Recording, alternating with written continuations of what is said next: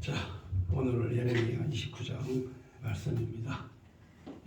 지금 이 말씀은 어떤 내용들이냐면 그동안에 우리가 사울 임금이 세웠던 이스라엘, 그리고 다윗 왕이 유다 왕국을 건설하고, 그리고 솔로몬이 성전을 건축하고, 그리고 솔로몬의 아들 르호보암이 이제 나라를 가릅니다. 르호보암과 여로보암이 북이스라엘, 남유다로 이렇게 갈라서 분열 왕국으로 있고, 그리고 또 사마리아의 수도를 둔 이스라엘은 아수르에 의해서 멸망당하고, 그 다음에 이제 남쪽 유다는 606년 바벨론 느부갓네살의 침공에 의해서 이제 예루살렘이 함락이 된과 동시에 성전에 있던 모든 보물, 황금, 기물을 다 뜯어가지고 전부 다 이 바벨론으로 가져가죠.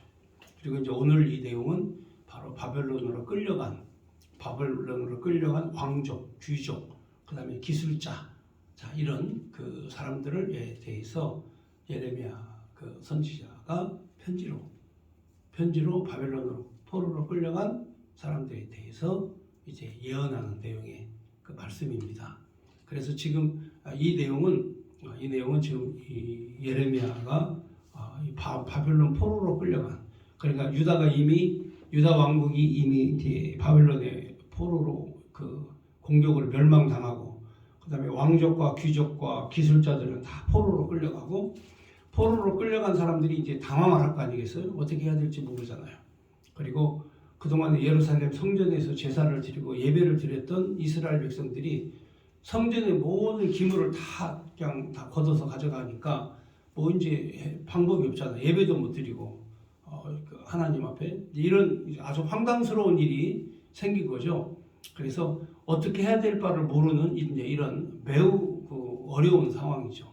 그래서 이스라엘 자손이 이제 어떻게 행동을 해야 될 것인가에 대해서 예레미야 선지자가 포로로 끌려간 왕족과 귀족들, 그리고 기술자들, 그리고 학자들, 자, 이런 사람들에게 하나님께서 내게 말씀을 주셨는데, 바벨론 포로 생활 가운데에서 집을 짓고 텃밭을 만들고, 그리고 거기에서 살아라, 생육번성을 해라, 그리고 결혼도 하고 애도 낳고 그렇게 해서 번성해라.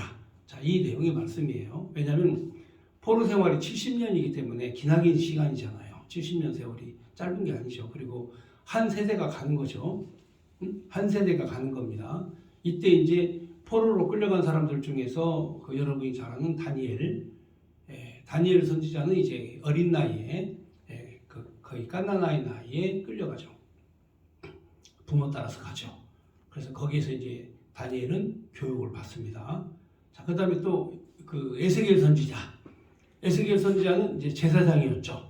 제사장이었다가 이제 포로로 끌려갑니다. 포로로 끌려가서 이제 그 낭망하고 좌절해 있을 때 하나님께서 말씀을 주셔서 새로운 성전을 다시 주시겠다. 그러면서 우리가 바로 이 그 마른 뼈들처럼, 시체의 마른 뼈들처럼 우리가 힘이 없고 무력하고 버림받고 더러운 것이지만, 하나님의 말씀이, 성령이 임하시고 말씀이 임하면 우리가 여호와의 군대가 되어서 우리가 다시 하나님 나라를 회복할 것이다. 자, 이런 메시지죠. 다니엘 선지자도 그렇죠. 다니엘 선지자도 바로 이 하나님의 역사 섭리를 다니엘서를 통해서 기록하시면서 하나님께서 우리 민족을 택하여서 쓰신다. 가장 마지막에 이 역사의 가장 마지막에는 바로 그리스도의 나라가 세워질 것이다. 이게 다니엘서의 예언입니다. 다니엘서의 예언은 여러분이 아시다시피 그 과거와 현재와 미래를 보는 그런 예언인데, 과거에는 이 아수르 군대, 그리고 그 다음에는 바벨론 군대, 그 다음에는 페르시아의 군대, 그 다음에는 헬라의 군대, 그리고 그 다음에는 로마의 군대가 바로 우리를 지배하겠지만, 마지막에 뜨인 돌 그리스도 예수가 모든 신상을 다 부서뜨리고, 그리고 세계를 지배하고 통치하고 다스리게 될 거다 하는 메시아 언약이 바로 다니엘서에 있죠. 그러니까 이제 모든 선지자들은 예수 그리스도를 증거하는, 그게 선지자예요. 선지자라고 하는 것은 예수를 그리스도로 증거하는, 그러니까 장차 메시아가 나와서 우리를 다스리고 우리를 통치하실 것이다 하는 내용의 말씀이죠. 그러니까 이 선지자들은 오실 메시아에 대해서 증거한 것이고, 사도들은 신약성경의 사도들은 오신 메시아에 대해서 증거한 내용이에요. 그러니까 우리는 구약성경과 신약성경을 한꺼번에 보잖아요. 한꺼번에 보기 때문에 어느 사람보다도 정확하게 메시아에 대해서 정확하게 이해를 해야 되는 거죠. 자, 그렇다면 지금 현재 이렇게 하나님께서 왜 그 하나님이 눈동자같이 사랑하시는 이스라엘 유다를, 이스라엘 그 백성들을 왜 바벨론 포로로 끌려가게 하셨느냐는 거죠. 왜 성전을 하나님께서 파괴시켰냐 하는 거예요. 그건 간단해요. 왜 그러냐면 하나님 여호와의 말씀을 듣지 않기 때문에 그런 거예요.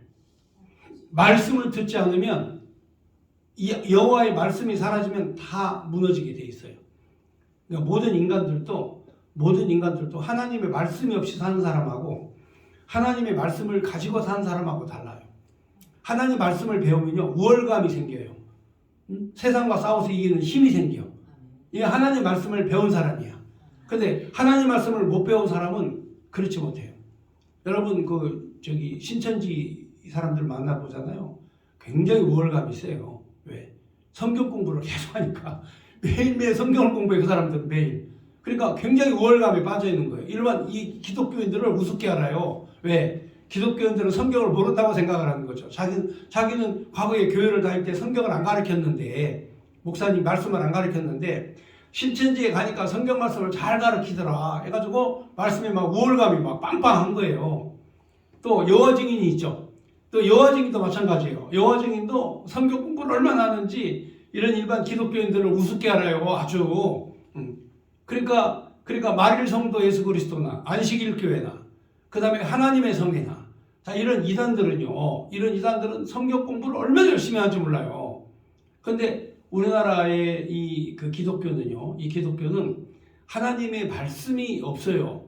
하나님의 말씀을 묵상하고 읽고 하나님 말씀을 배우고 이 말씀에 따라 생활을 해야 되는데 그렇지 않거든요. 그러니까 어떤 생각만 하냐면 이 기독교인들은 쉽게 말하면 배부른 돼지 있죠. 배부른 돼지는 세상 걱정이 없어요. 배가 이렇게 부르면 막 실컷 먹고 배부른 돼지 있잖아요. 이 배부른 돼지는 세상마다 걱정이 없어요. 살만 두룩두룩 찌고 말이죠. 그러니까 교회가 배부른 돼지가 되면 안 되죠. 다시 말하면은 그렇습니다. 우리 기독교는 이 미래도 우리가 죽어서 천국 가는 복음적 내용이지만 현실이 어떤 삶인가를 잘 알아야 돼요. 현실적인 내용. 그래서 오늘 이 예레미야는 바로 이 포로로 끌려간 이 백성들에게 현실이 어떻다. 지금 너희들의 현실이 이렇다 하는 것을 깨우쳐 주는 거예요. 그러니까 현실 감각이 상실돼 가지고 이게 어디로 갈지 뭘 해야 될지 알지를 못해. 왜냐하면 실컷 하나님 앞에 제사를 지내는 제사장도 끌려갔고 왕궁에서 호화호식 하면서 누렸던 왕족과 귀족들도 끌려갔고 그 다음에 이 기술자들, 그 다음에 배운 학자들, 자, 주로 이렇게 고급 인력들 있죠. 바빌론으로 포로로 끌려갔을 때에는 학자, 기술자, 왕족, 귀족, 이 고급 인력들을 데려갔거든요. 목동들이나 뭐 이런 사람들은 데려가봐야 거기서도 목동밖에 안 되잖아요. 그렇잖아요? 그러니까 그런 사람들은 필요가 없어요. 왜냐하면 이 바벨론에도 목동들은 많이 있으니까.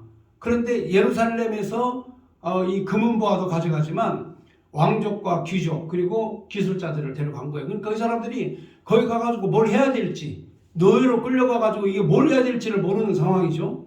이때 예레미야가 그들에게 가르쳐줘요. 집부터 져라. 그리고 텃밭부터 만들어라. 그 다음에 결혼하고 시집가고 장가가서 애도 낳아라. 70년 동안은 여기 있어야 된다. 자, 이렇게 가르쳐주죠. 그러니까 방향을 제시해 주는 거죠. 앞으로 우리 저기 집사님 몇 년 살지는 모르겠어요.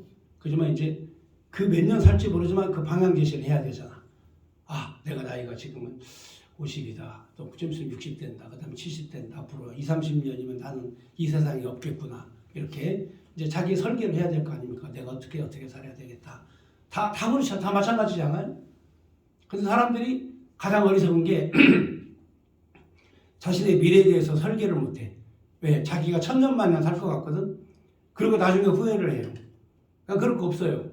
예, 그럴 거 없습니다. 이제 우리가 할 수 있는 유일한 길은 예레미야 선지자가 바로 바벨론 포로로 끌려간 사람들에게 편지를 보내가지고 당신들은 이렇게 살아라 하고 이제 주신 메시지가 있어.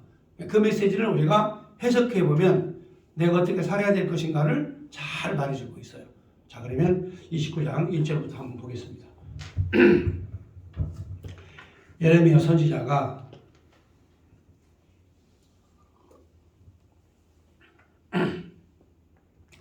예루살렘에서 이 같은 편지를 느부갓네살이 예루살렘에서 바벨론으로 끌고 간 포로 중 남아있는 장로들과 제사장들과 선지자와 모든 백성에게 보냈는데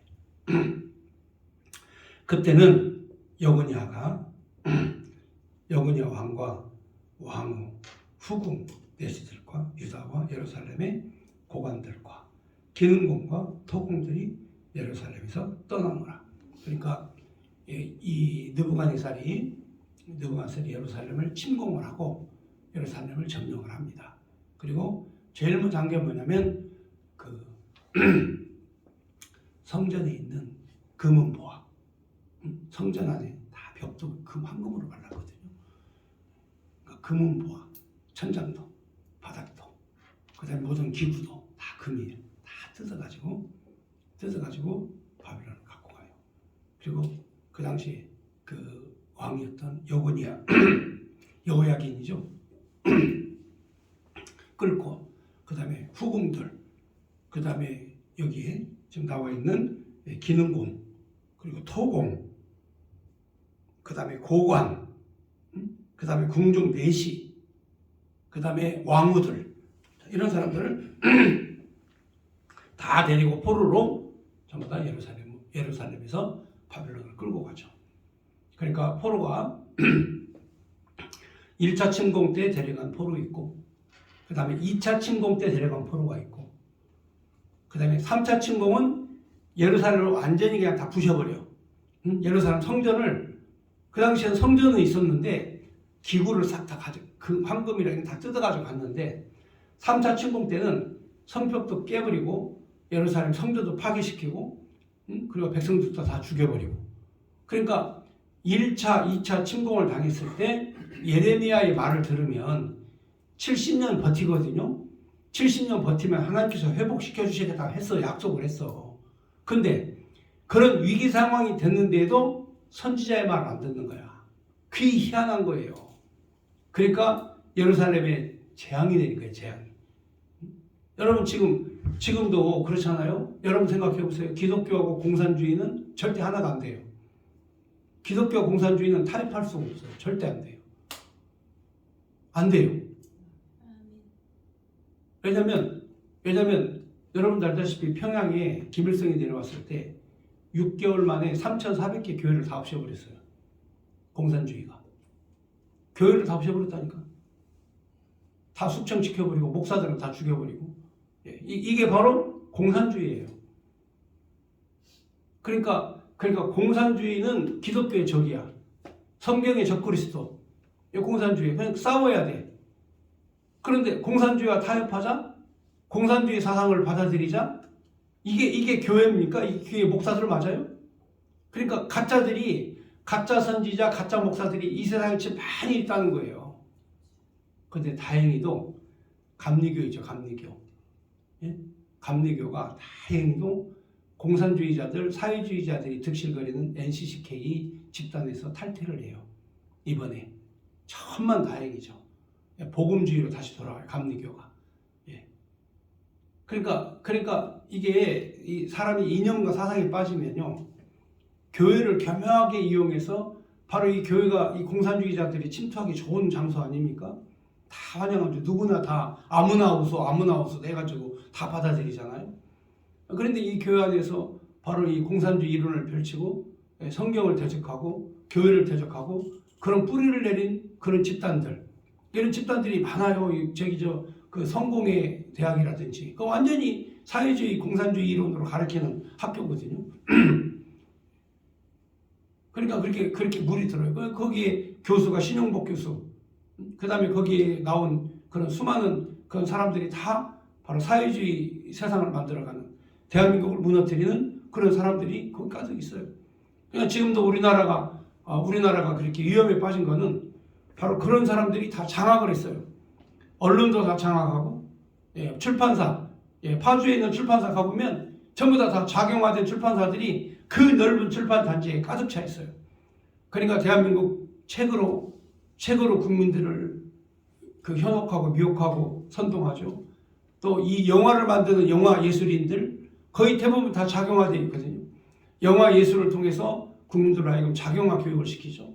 그 다음에 방송 미디어, 모든 방송사들이 거의 대부분 이 작용화된 그런 사람들이 다 장악을 하고 있어서 이 순수한 복음, 그리고 하나님의 나라, 자, 이 복음을 전하고 자유민주주의를 지키고자 그렇게 노력하고 기도하는 그런 사람들에 대해서 계속 공격적으로 악마화시키고 악마의 편집을 만들고, 그래서 국민들에게 선동을 하고, 그러니까 이 교회가 말이죠, 이 교회가 무엇을 해야 되는지를 잘 몰라. 그래서 이 당시에도 포로로 끌려간 그 백성들이 무엇을 해야 될지 당황하고 모르고 있을 때, 이때 예레미야 선지자가 차근차근히 가르치는 거예요. 자, 이 내용을 보면은 어떤 사람이 끌려갔는가? 1차 침공이 끝나고 그 다음에 2차 침공이 시작이 돼서 이제 이 백성들이 이 여고니아, 그러니까 유다의 그 왕 여고니아, 그러니까 그 여고니아는 여호야긴이죠. 여호야긴. 그 왕과 후궁, 궁중내시, 유다의 예루살렘, 유다와 예루살렘의 고관, 기능공, 토공, 예루살렘이 쏟아나는 거라 3절. 유다의 왕 시드기야가 마지막 왕입니다. 시드기야는. 그러니까 이 여고니아는 이제 포로로 끌려가고 이제 마지막 왕, 유다의 왕 시드기야가 바벨론으로 보내어 바벨론 왕 느부갓네살에게 가게 한 사반의 아들 엘라사와 hil기야의 아들 그마랴 편으로 말하되, 그러니까 편지를 보낸 거죠. 여기에 이제 엘라사와 그마랴 편으로 이제 보냅니다. 편지를 보냈는데, 만군의 여호와 이스라엘의 하나님 여호와께서 예루살렘에서 바벨론으로 사로잡혀가게 한 모든 포로에게 이와 같이 말씀하시니라 하면서 이제 포로에게 선포하는 하나님의 말씀이죠. 5절. 자, 너희는 집을 짓고 거기 살며 텃밭을 만들고 그 열매를 먹어라.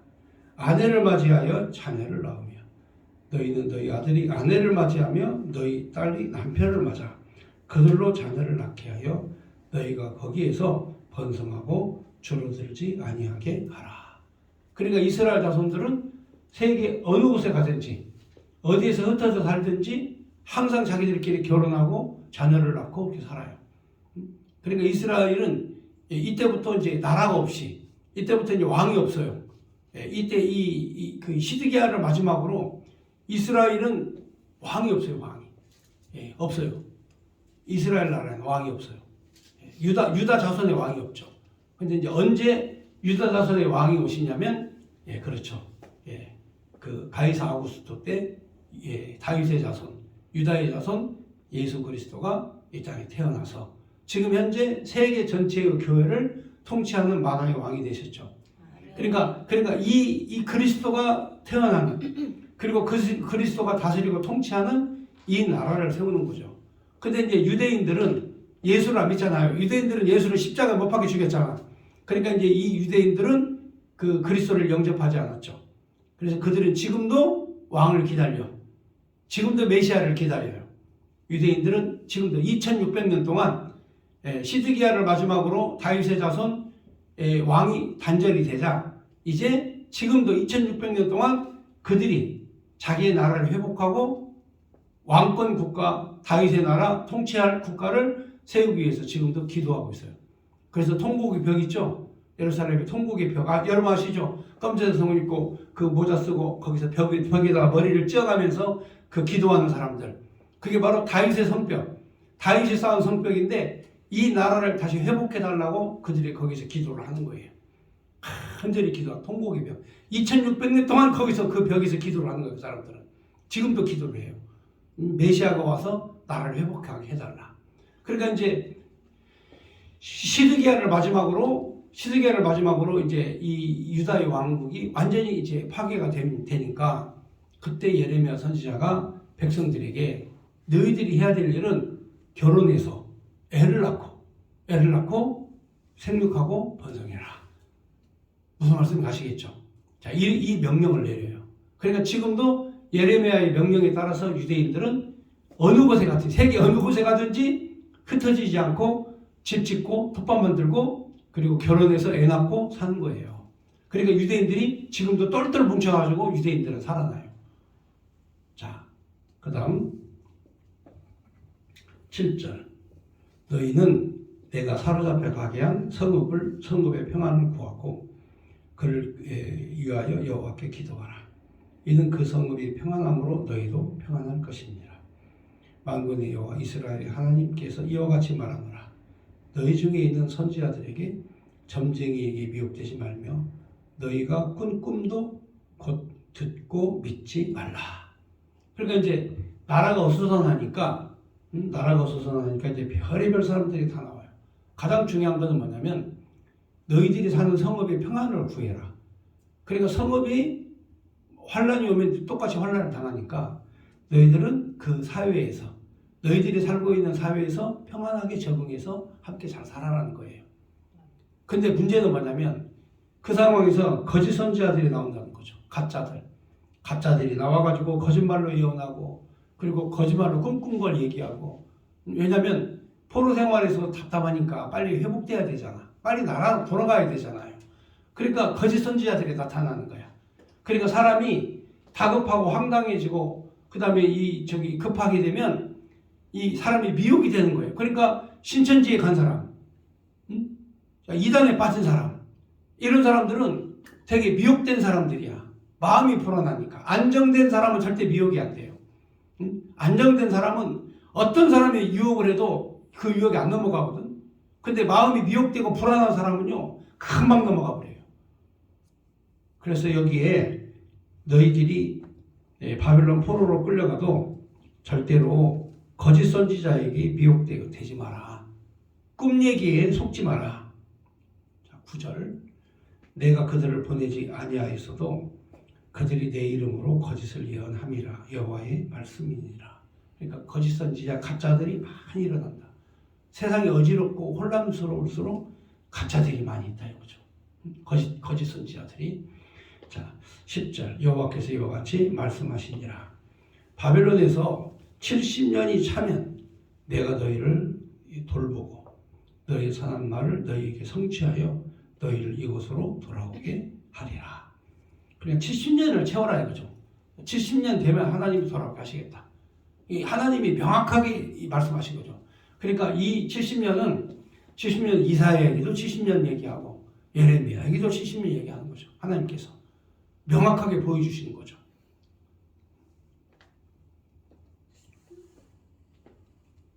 10절 여호와의 말씀이니라. 너희를 향한 나의 생각을 내가 하나니 평안이요 재앙이 아니니라. 너희에게 미래와 희망을 주는 것이니라. 그러니까 비록 포로로 끌려갔어도 너희에게 이제부터는 평안이다. 이제부터는 재앙이 아니다. 그러니까 환경과 상황이 어려운 상황이 빠졌다 할지라도 내 주변에 어려운 상황이 빠졌다 할지라도 재앙 속에 사는 사람이 있고 그 가운데에서 평안 속에 사는 사람이 있어요. 재앙 속에 사는 사람이 있고 평안 속에 사는 사람이 있어요. 무슨 말씀인가 아시죠?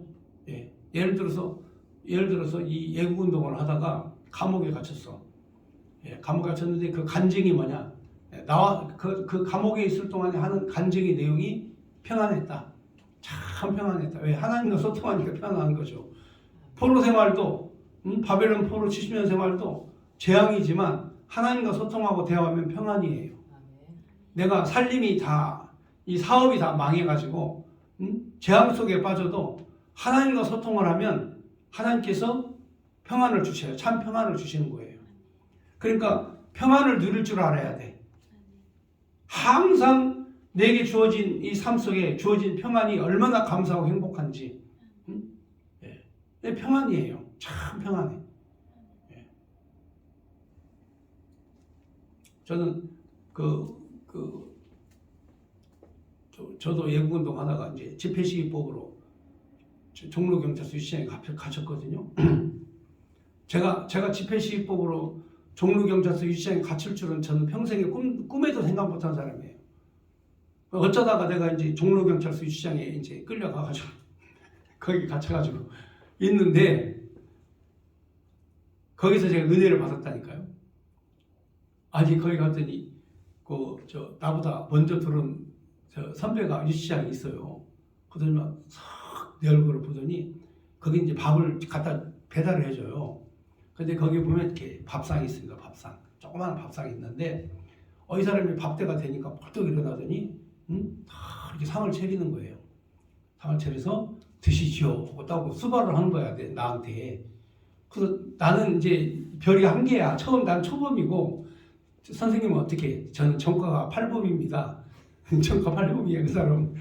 전과 8범인데 아니 왜 나를 이렇게 잘해주냐 그랬더니 선생님은 범상치 않은 어르신이라고 나라 민족을 위해서 싸우는 목사님께서 깜빵에 온 건 억울하게 오신 거라 우리 이제 깜빵에서 그게 규칙이라고 이렇게 어르신들이 오거나 나라에 큰 일을 하시는 분이 오면 우리가 그 별과는 상관없이 접대를 해준다고 해가지고 그 사람이 그 몇 끼마다 다 이렇게 그 상을 차려줘요 저한테. 그리고 자기는 땅바닥에서 먹어.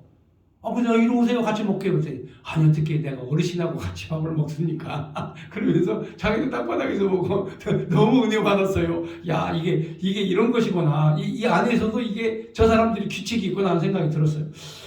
그런데 이제 그 목사님도 이제 밥을 먹어야 되잖아요. 근데 목사님은 그냥 손님들이 막 와가지고 정광 목사님은 그 면회하느라고 밥도 잘 못 먹는 것 같은데 아무튼 간에 편안하게 계셔. 아무튼 편안해. 얼굴색이 전혀 슬픔이 없어요. 왜? 이 재앙이 내려도 하나님이 함께 하시면 행복해지는 거예요. 그러니까 여러분 가정에도 온갖 재앙이 다 내렸어도 하나님 여호와가 함께 하시면 그 평안이에요. 그래서 여기에서 바로 하나님께서 평안과 희망을 주시겠다 하시면서 그 말씀을 하시는 거죠. 자, 그 다음 그러니까 미혹되지 마라 이거죠. 거짓 선지자에게 미혹되지 마라. 하나님이 70년은 반드시 채우겠다 이거죠. 그러니까 70년 동안은 꼼짝없이 너희들은 포로 생활을 해야 된다. 그러니까 하나님 앞에 다 내어 맡기고 70년은 무조건 있어야 돼. 이거예요. 근데 가짜들은 여기서 머리를 굴리는 거야. 응? 가짜들은 여기서 2, 3년이면 우리가 해방된다. 그래가지고 하나냐 선지자 같은 경우 가짜 2, 3년이면 해방된다 이래가지고 죽었잖아요. 그냥 바로 하나님이 체험을 시켜버렸잖아. 거짓 선지자에게 속아 넘어가면 백성들이 고달퍼요. 힘들어요. 그래서 하나님이 직결처분 바로 해버리시잖아. 자, 그 다음 11절에 여호와의 말씀이니라. 너희를 향한 나의 생각은 내가 하나니 평안이요 재앙이 아니다. 너희에게 미래와 희망을 주는 것이니라. 내가 네게 부르짖으며 내가 와서 기도하면 내가 너희들의 기도를 들을 것이요 너희가 온 마음으로 나를 구하면 나를 찾을 것이요 나를 만나리라. 이것은 여호와의 말씀이니라. 너희가 구하고 나를 찾으면 나를 만날 것이다. 그러니까 재앙 중에서도 전심으로 여호와 하나님께 부르짖고 기도하고 만나라. 하나님을 만나자 이거죠. 그러니까 우리가 성공하는 그 유일한 비결은 다른 거 없어요. 이 예레미야가 예언한 내용대로 하나님 만나면 돼. 하나님 구하고 하나님 찾으면 하나님 만나준다고 그랬어요. 그러니까 하나님과 만나고 사는 사람하고 하나님 못 만나고 사는 사람하고 이게 똑같겠어요? 그렇잖아요. 자, 이단들은 가짜 선지자 교주의 말이 현혹되어 가지고 그것도 행복한 건데 우리는 이 진리의 말씀으로 하나님을 찾아라. 하나님을 만나라. 여기 있잖아요. 여기에 힘들고 어려울 때 하나님을 찾고 부르짖고 그리고 너희가 나를 만나기를 희망하면 내가 너희와 함께 있겠다. 너희를 만나주겠다. 예. 그래서 너희가 온 마음으로 나를 구하면 나를 찾을 것이요 나를 만나리라. 이것은 말씀이니라. 그러면서 나는 너희를 만날 것이며 너희를 포로된 중에서 다시 돌아오게 하되 내가 쫓아 보내었던 나라들과 모든 곳에서 모아 사로잡혀 떠났던 그곳으로 돌아오게 하리라. 이것은 여호와의 말씀이니라. 내가 너희를 만나주겠고 너희를 포로로 잡아갔던 포로로 끌려갔던 그 장소, 그 나라에 다시 돌아오게 할 것이다. 이거 하나님 말씀이잖아요. 그러니까 뭐 포로 생활 70년 동안에 누구 만나라고요? 여호와를 만나라. 하나님을 부르짖어라. 그러니까 어느 시절에 어느 상황에 있든지 하나님 만나고 하나님 부르짖고 그렇게 살면 되는 거예요. 지금이 바로 어떤 때예요? 하나님 부르짖어 만날 때죠. 그렇잖아요? 지금 나라가 이렇게 되고 교회가 이렇게 어지러울 때 하나님 부르짖고 하나님 만나야 되는 때예요. 여호와를 만나자. 만날 사람 만나야 돼. 만날 사람. 그런데 잘못된 만남. 저 김건모의 그 노래에 잘못된 만남이 있죠. 있어요? 그 제목만 생각났는데 아무튼 간에 이 김건모가요 비리비리 살다가 잘못된 만남 이 노래 하나 불러 히트 쳐가지고 엄청난 위대한 사람이 됐어요. 사람도 인생 팔자 모르는 거예요. 어느 순간 어떻게 될지 모르는 거죠. 근데 이제 우리는 하나님 여호와를 만나는, 하나님 여호와를 만나면 가장 형통하게 사는 거죠. 얼마 전에 서정희의 남편이었던 서세환이가 필리핀에 캄보디아에서 죽었어요. 갑자기 죽었어요. 알고 계시죠? 이제 저도 깜짝 놀랐어요. 근데 그 멀쩡했어요. 멀쩡하게 건강했다가 이 병원에서 닌겔 주사 맞다가 쇼크사, 닌겔 주사 맞다가 심장마비로 그냥 바로 죽어버렸어요. 병원에서.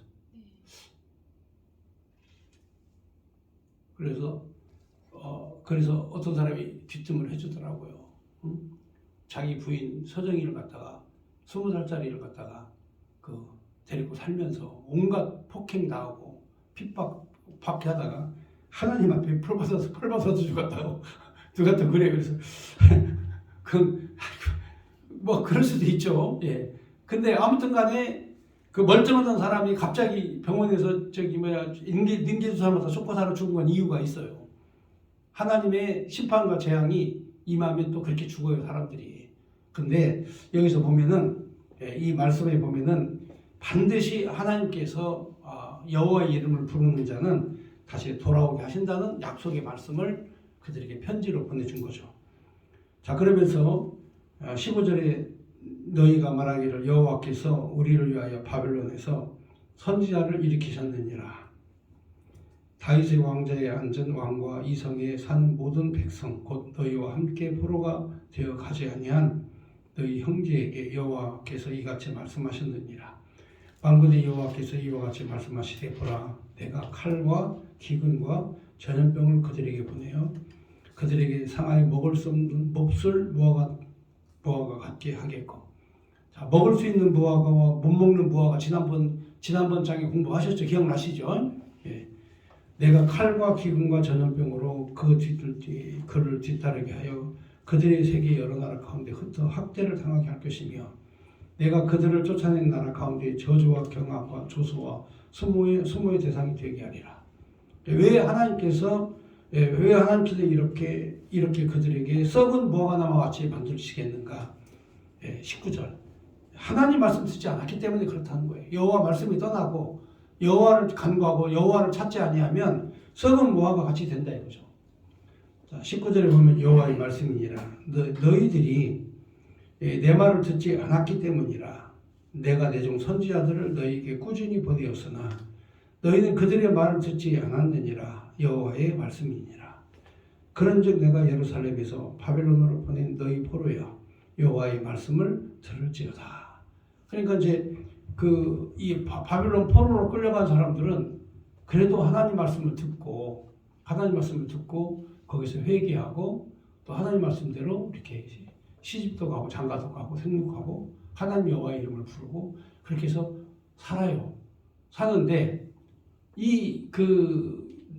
남아있는 자들은 자꾸 애굽을 의지하는 거야. 애굽이 우리를 구해줄 것이다. 애굽을 썩은 그런 상한 갈대 지팡이를 계속 의지를 하는 거야. 그러니까 예레미야 선지자가 니들 망한다, 니들 죽는다, 하나님 말씀을 들어라 그렇게 했는데도 예레미야를 막 미워하면서 잡아다가 때리고 감옥에 가두고 막 그러지 않습니까? 그러니까 하나님 말씀을 전혀 들을 생각은 하지 않는 이런 사람들은 반드시 수치를 당하게 될 것이다. 그러니까 지금도 우리가 우리 형편이 힘들고 어려워도 하나님 여호와를 잘 섬기고 잘 믿으면 하나님께서 이렇게 이들에게 그 내리신 복처럼 복을 주신다. 21절. 자, 20절. 그런즉 내가 예루살렘에서 바벨론으로 보낸 너희 포로여 여호와의 말씀을 들을지어다. 만군의 여호와 이스라엘의 하나님께서 골라의 아들 아합과 바아스의 아들 시드기야에 대하여 이같이 말씀하시느니라. 그들은 내 이름으로 너에게 거짓을 예언한 자라. 보라, 내가 그들을 바벨론 왕 느부갓네살에 섬겨 넘기리니 그가 너희 눈앞에서 그들을 죽일 것이라. 바벨론에 있는 유다 포로가 그들의 저주거리로 삼아서 이르기를 여호와께서 너희를 바벨론 왕이 불살라 죽인 시드기야와 아합 같게 하시기를 원하노라 하리니 이는 그들이 이스라엘 중에서 어리석게 행하여 그 이웃의 아내와 간음하고 그 명령하지 아니한 거짓을 내 이름으로 말함이라. 나는 알고 있는 자로서 증인이라 여호와의 말씀이라 하시니라. 그러니까 이 바벨론 포로 생활을 하면서도 온갖 나쁜 짓을 다 하는 거죠. 온갖 나쁜 짓을, 사악한 짓을 다 하죠. 하나님께서 결국 그들은 심판하실 것이다. 그 다음에 또 이렇게 죽을 사람이 또 있어요. 바로 스마야인데, 스마야. 이 스마야는 또 이게 완전히 또 이게 가짜야. 거짓으로 또 백성을 미혹하는. 그러니까 바벨론 포로 생활 가운데에서 보면 백성을 미혹하는 자들이 많은 거야, 생각보다. 그렇잖아요?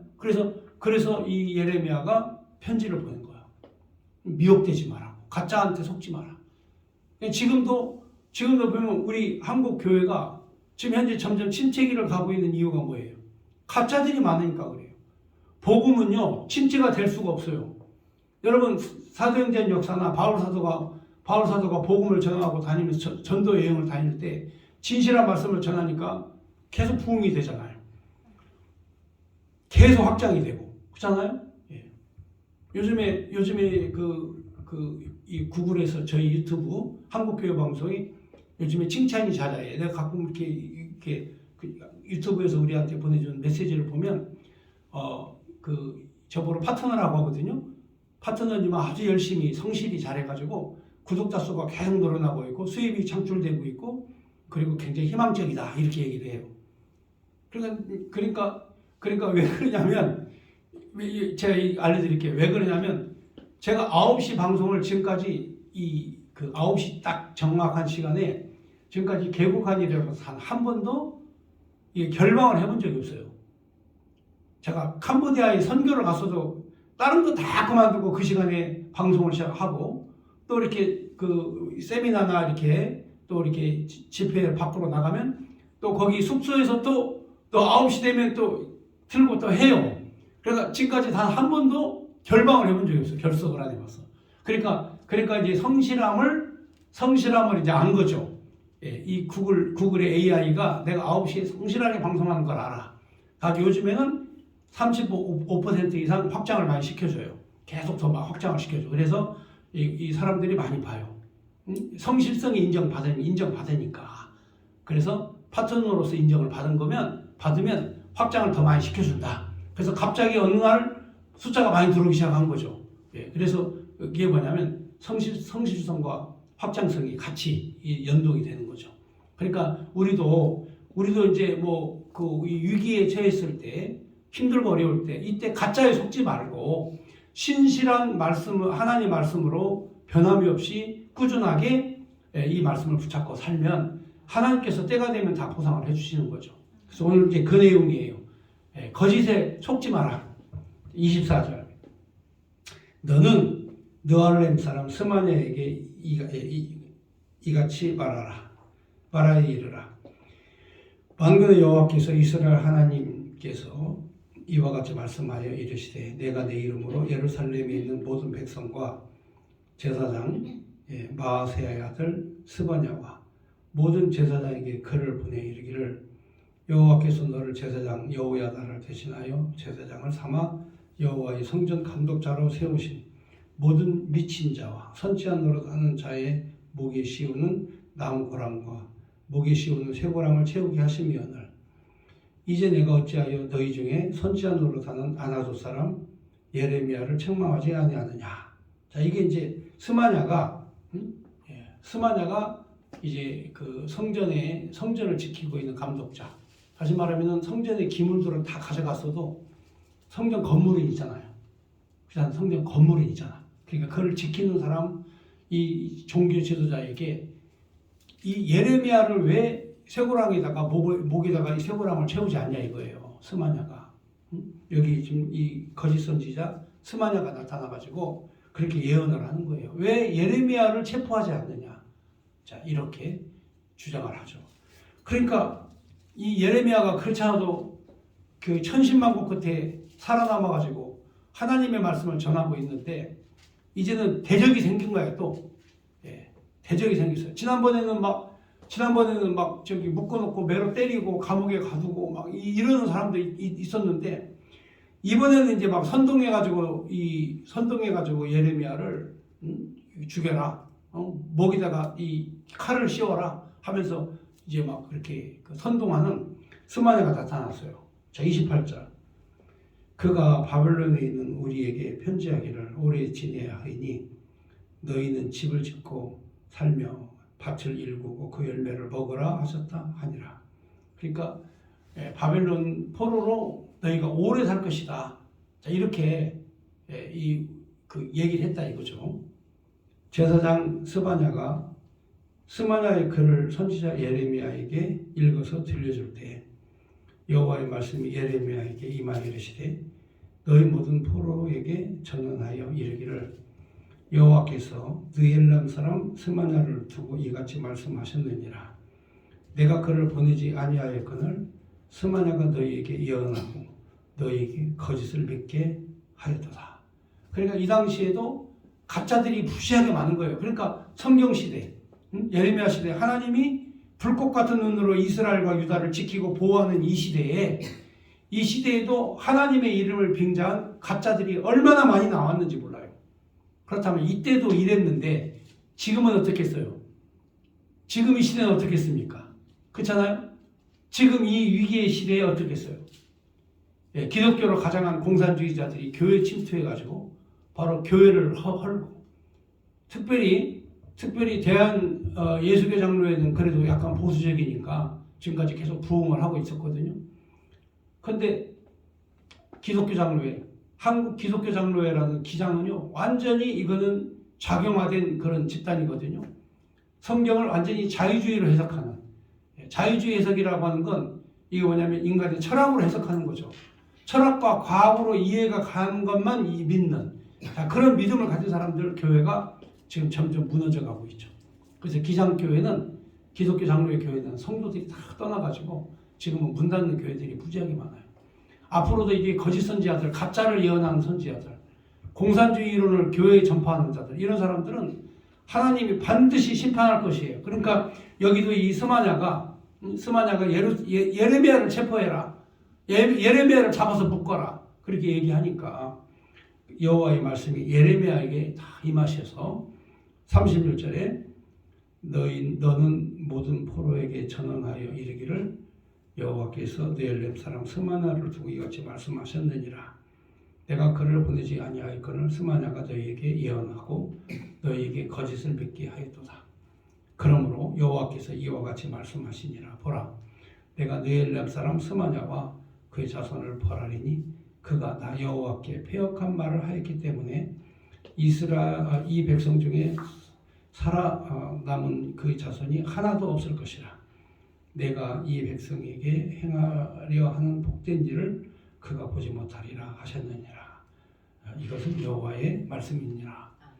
아멘. 많은 사람들이 행복한 걸, 하나님 말씀하신 회복의 내용, 회복을 보게 하겠지만 이 거짓을 예언한 스마냐는 그걸 못 보고 죽을 것이다.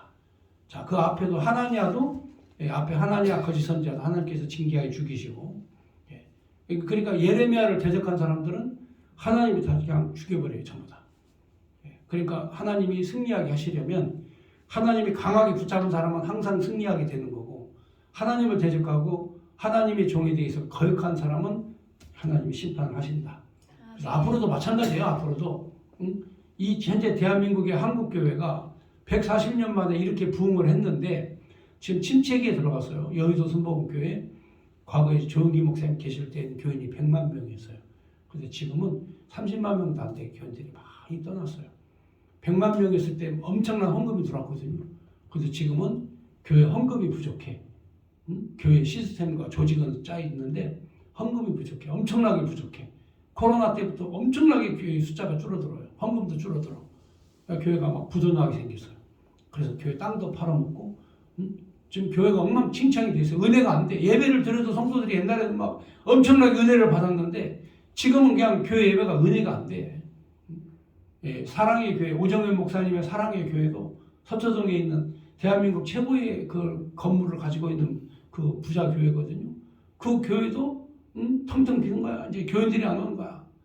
가득가득 차가지고 막 1부에서 10부까지 예배를 드렸는데 지금 예배가 축소가 되고 성도들이 오지 않고 헌금이 부족하니까 그 엄청나게 된 건축비 감당을 못해가지고 부도나기 직전에 힘들어.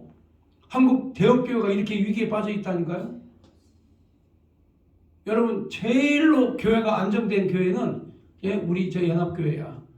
여기는 걱정할 일이 없어. 여기는 여기는 부족할 일이 없어요. 은행빚이 없어. 한 푼도 없어. 우리는 뭐 그냥 감사한 일이지. 하나님 말씀 안에서 그냥 은혜 안에서 주시면 주시는 대로 편하게 의자에 앉아서 예배 드리라고 하시면 의자에 앉아서 드리고 동굴로 가라고 해서 동굴 가서 드리고 천막 가서 치고 예배 드리라고 하면 가서 거기서 예배 드리고 동산에서 예배 드리라면 동산 가서 예배 드리고 그러면 되는 거야.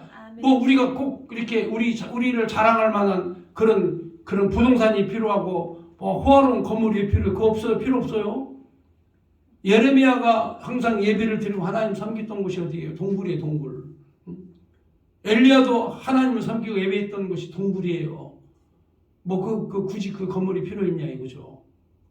그러니까 한국교회가 너무 사치스럽게 빠지고 물질주의에 빠지니까 예, 이 뚱뚱한 돼지처럼 된 거야. 살찐 돼지. 그래서 예레미야 선지자가 하나님 말씀을 떠난 자를 하나님이 심판하신다. 거짓 선지자를 하나님이 심판하신다는 내용의 말씀 29장 말씀 보셨습니다.